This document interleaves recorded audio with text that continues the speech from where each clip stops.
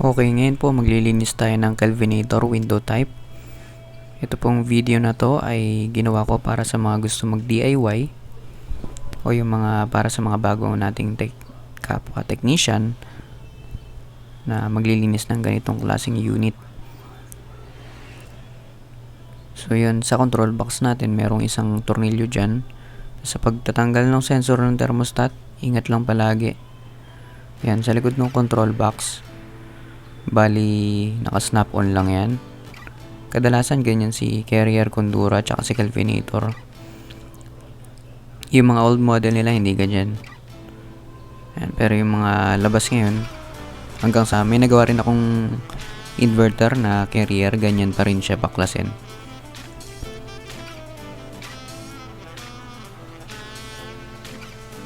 Okay, so yung clip na yun, hihilain lang natin dahan-dahan. Yan, dalawa yan. Para sa thermostat sensor natin yan. Yun, so ipapakita natin dito kung saan yung mga tornilyo. Kung paano natin babaklasin. So ang gagawin nga pala natin dito, tatanggalin natin yung fan motor, fan blade, tsaka yung terminal ng compressor. O yung mga wiring ng compressor. Ayan, mahalaga palagi meron tayo nung lalagyan ng mga tornilyo para hindi nawawala.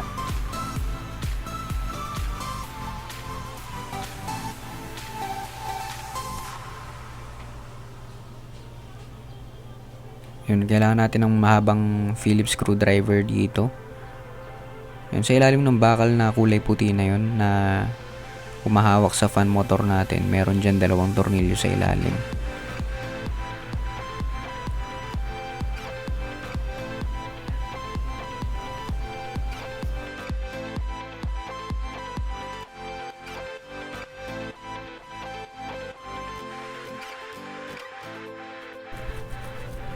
Yan, ang tawag ko dyan, antena. Kasi mukha siyang antena, pero yung dulo niya, magnet yan. Sobrang useful kasi pagka may mga hindi ako maabot o hindi kaya ng daliri ko o ng kamay, yan, pinangaabot ko siya ng tornilyo.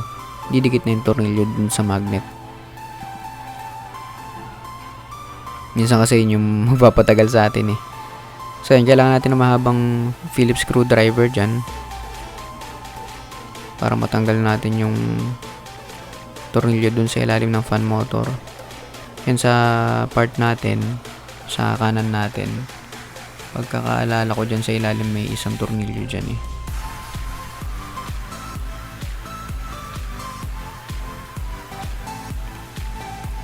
Yan, sa ilalim.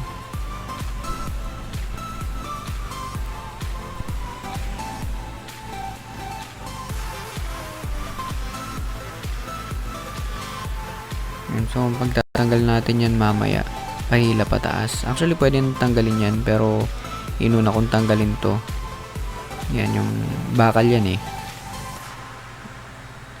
Yan, kumakapit sa styro ng evaporator natin. Kasi, hindi lang sa electrical, pati sa mechanical, may magiging masamang epekto yon. Sa electrical, paunti-unti, possible na pumasok dyan kasi nga pressurized na tubig yung gagamitin natin eh. So pwedeng magkaroon ng problema sa electrical. Then sa mechanical naman, unti-unti papasok sa bushing natin or sa bearing. Syempre magkakaroon ng problema yon. Sa una walang magiging problema, pero mga isa, dalawa, tatlo o apat na linis natin, sigurado yun magkakaproblema yun. Iingay o minsan masusunog na. Syempre mawala yung langis natin o yung grasa kung bearing. So hindi siya ganong makaikot, masusunog yung fan motor natin. Yun, so yan, may clip lang yan. Ang ginawa ko, ipit muna ng clip tapos hila pataas. Huwag nyo nang pagka inipit nyo yung clip, parang iwiwiggle nyo o parang pasigsag motion, masisira yung fan blade natin, lalo na kung matanda na o matagal na masyado kasi marupok na yun eh, pwedeng mabasag. Syempre dagdag gastos tayo dun. Iyan. So yun may clip din na isa dyan sa evaporator na iyan. Okay, hila pataas. So ganun lang, wag na natin pagkaipit